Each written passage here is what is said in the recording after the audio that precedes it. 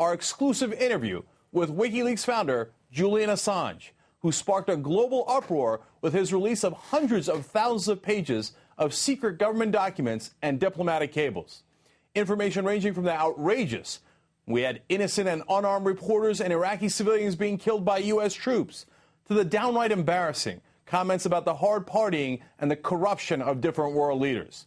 Not long after that latest release, Assange found himself in legal trouble in Sweden, but not for any reason having to do with the leaks. Instead, he was booked on a series of sex charges. With the help of people like American filmmaker and activist Michael Moore, Mr. Assange is now out on bail and speaking out to us. Let's now go to Ellingham Hall in Norfolk, England, where Julian Assange is currently on house arrest. Julian, great to have you with us. Good evening, Hank. All right, first question I have for you, Julian, is do you consider yourself a member of the press? Are you a journalist? Well, I have been a member of the Australian Press Union for many years. I co-authored my first book when I was 25 and have been involved in setting up the very fabric of the internet in Australia since 1993 as a publisher. So quite interesting that this is something that has been raised. It's actually a quite deliberate attempt to split off our organisation from the First Amendment protections that are afforded to all publishers. You know, as time has gone by and our journalism has increased, I've been pushed up into senior management, into a position where, well, I manage other journalists. I now even in a position where I'm managing the interrelations between Guardian, Spiegel, New York Times, Al Jazeera, and so on, which we used in our last production. So, yes, unfortunately, I don't write that much anymore because I'm busy being editor-in-chief, coordinating the actions of other journalists. But quite deliberate attempt to split us off in the mind of the public from those good traditions of the United States, protecting the rights of the press to publish, to split us off from the support of the press in the United States, the support of journalists. Some of those journalists have fallen for that. And why? Because they're worried that they're going to be next. They believe that if they sell us out, if they say, well, he's not really a journalist, they can have the Washington authorities target us and destroy us and somehow steer clear of the crossfire, which they worry will scatter out to all journalists. But I have a message to them. They're going to be next. And we've seen these statements that the New York Times is not also looked at in terms of whether it has engaged in what they call conspiracy to commit espionage. So us journalists and publishers and writers, we all have to stick together to resist this sort of reinterpretation of the First Amendment, this attempt to use the 1917 Espionage Act, something that was put in place in the middle of towards the end of World War I, in the middle of the US involvement in World War I, to stop bona fide espionage in World War I. Now we've got this antiquated act that they are trying to apply to publishers, arguably unconstitutional, but that will take many years to get through the court. And in the meantime, what happens? In the meantime, we have our people harassed, we have calls to apply this to other newspapers. So all members of the press and all the American people who believe in freedom and the good founding principles of the Revolutionary Fathers have got to pull together and resist this attack on the First Amendment. And do you think they have pulled together, or do you think that large portions of whether it's the American media or the international media have abandoned you and not come to your defense when people in government call you a high-tech terrorist? Yeah, well, they were, but we saw a bit of a shift around 10 days ago. You know, once I was put in prison, this really focused the minds of people intently into what was happening. So we have seen a turnaround. We saw the House Judiciary Committee issue a finding that this would be a grave step and an attack on the First Amendment. We've seen the New York-based Human Rights Watch saying that this would be a very grave step and should not be done. We've seen Reporters Without Borders issue an open letter to Obama condemning that sort of interpretation.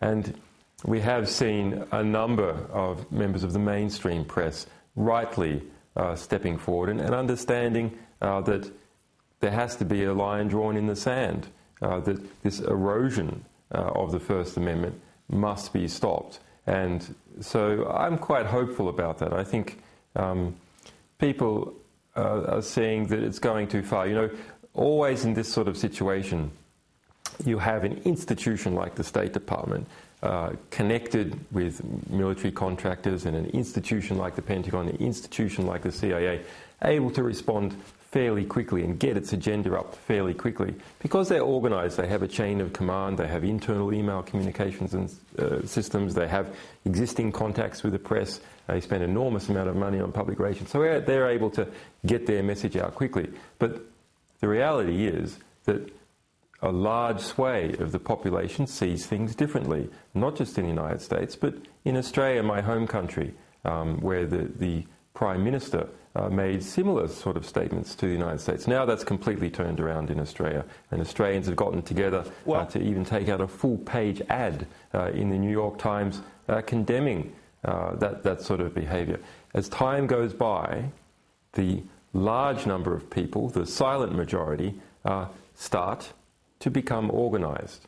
And that's what we've seen over the last 2 or so weeks, the gradual organisation of the silent majority to resist a new type of tyranny, a new type of privatised censorship, a new type of digital McCarthyism that is being pushed from Washington. People don't like it. Around the world, people don't like it. They don't like it in the United States, especially because of these good First Amendment revolutionary traditions about the rights and freedoms of all people to criticise and open up their government.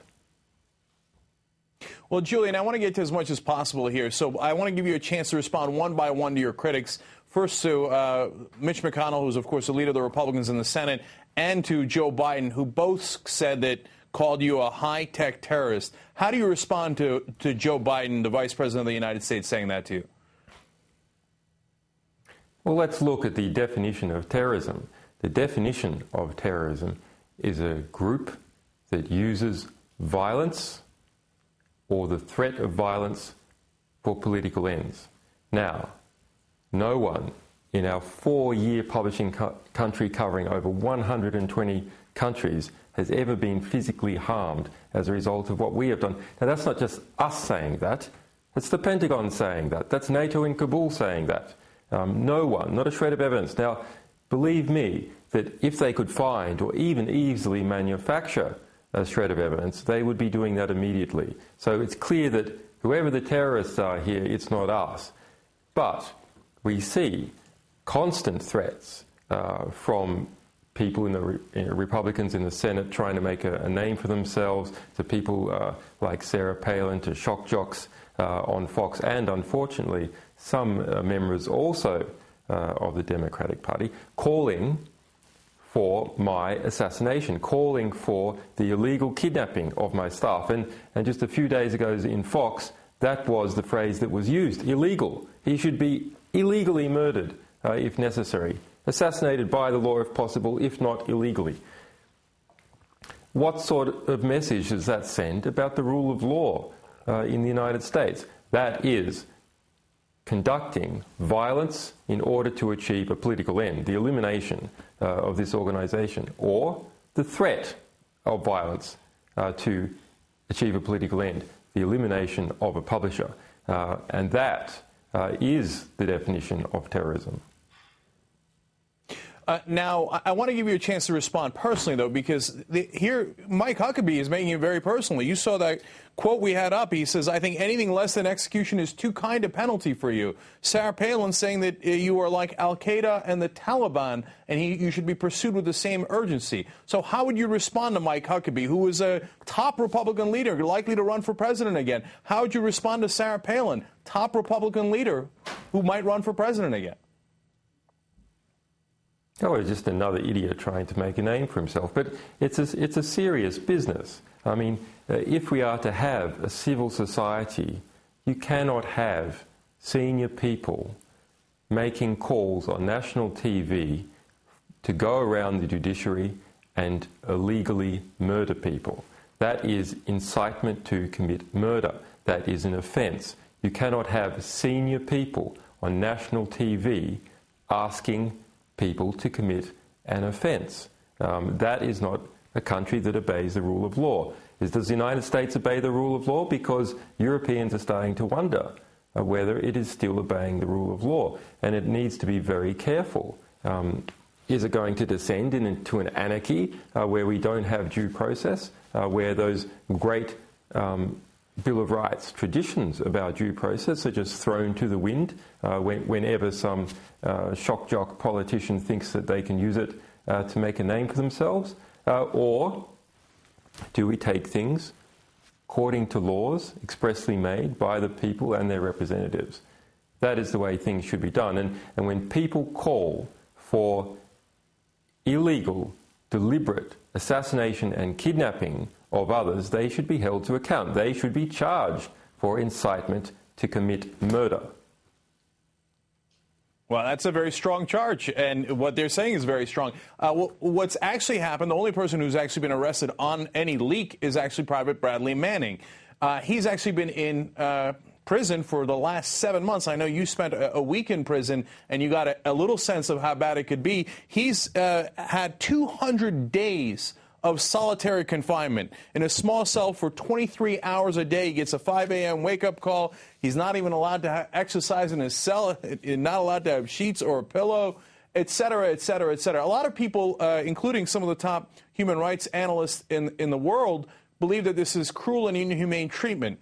Do you think Private Manning is, one, a hero, and number two, do you think the American government is treating him wrong by keeping him in isolation for so long?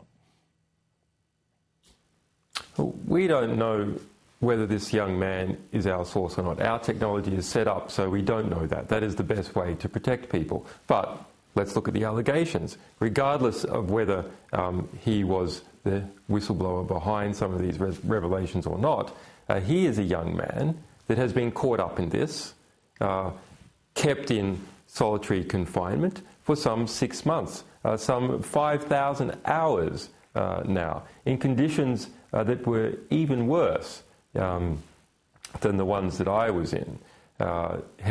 He's now held in a military brig. His visits are very limited, only once a week. And his lawyer has said that they've been getting worse and that his psychological health has been getting worse. If we are to believe the allegations, then this man acted for political reasons. He is a political prisoner in the United States. He has not gone to trial. He's been a political prisoner without trial in the United States for some 6 or 7 months. That's a serious business. Human rights organisations should be investigating the conditions under which he's held and is there really due process there. Now, we've recently heard calls to try and set up a plea deal with Bradley Manning to testify against me personally, to say that we engaged in some kind of conspiracy to commit espionage. Now, absolute nonsense. Absolute nonsense. That's not how our technology works, not how organisations work. I never heard of the name Bradley Manning before it appeared in the media. But actually, mainstream journalists in the United States, mainstream investigative journalists, how do they operate when they're investigating a story? They do actually ring up their sources and say, do you have anything on this? That is how they operate. And if they want to push the line that when a newspaperman talks to someone in the government about looking for things relating to potential abuses, that is a conspiracy to commit espionage, then that's going to take out all the good government journalism that occurs in the United States. And fortunately, as an organisation, we're not too exposed to that because that's not how our technology works. But other journalists are, and they need to take action now. And they need to understand another thing, that in this case of Bradley Manning, his conditions have been getting worse and worse and worse in his cell as they attempt to pressure him into testifying against me. That's a serious problem. Right. Right. Julian, and I want to let the audience know that Private Manning, of course, has not been convicted of anything. He's in isolation as we keep our most serious criminals, even though he has not been convicted. But Julian Assange, we really appreciate your time today. Thank you for joining us. No worries. Merry Christmas. And, all right, Merry Christmas to you as well.